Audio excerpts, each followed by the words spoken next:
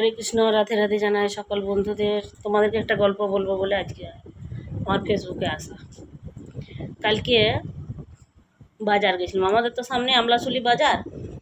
গেছি, ও বাবা, যে দেখি দোকানগুলানে শুধু মায়া মানুষেই ভর্তি।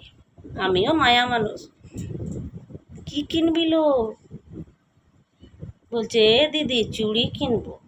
কি চুড়ি কিনবি লো? কেন তুই বিয়া হওয়া মেয়ে, তোর হাতে কি চুড়ি নাই?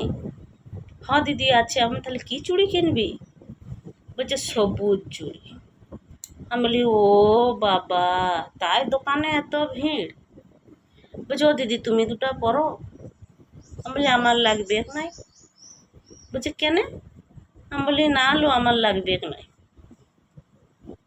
বলছে কেনে লাগবে নাই? আমি বলি কী হবে ওগুলো পরে?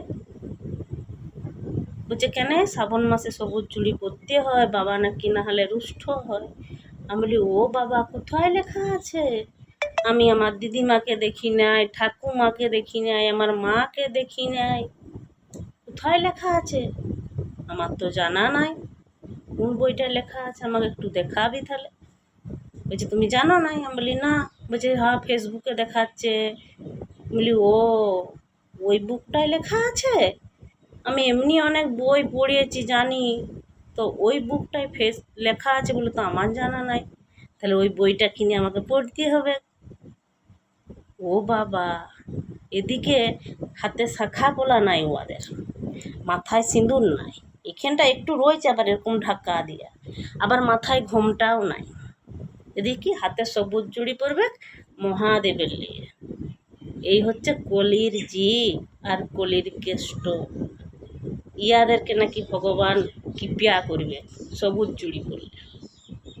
আরে ও সবুজ চুড়ি পরার দরকার নেই, মনের মাঝখানে ভক্তি রাখো, হাতে শাঁখা পলা পড়ো, লাল পাড় শাড়ি পরো, মাথা ভর্তি সিঁদুর এইভাবে পাড়িয়ে পাড়িয়ে পড়ো, আর মাথাটা ঠিক করে ঢাকা নিয়ে স্বামীকে স্বামী বলে সম্মান দাও, দেওরকে দেওর বলে সম্মান দাও, ভাসুরটাকে দাদা বলে সম্মান দাও, ভাসুরপোকে বেটার জায়গায় দেখো, বেটাকে নিজের কাছে রাখো, তাহলে মহাদেব খুশি রাখবেন।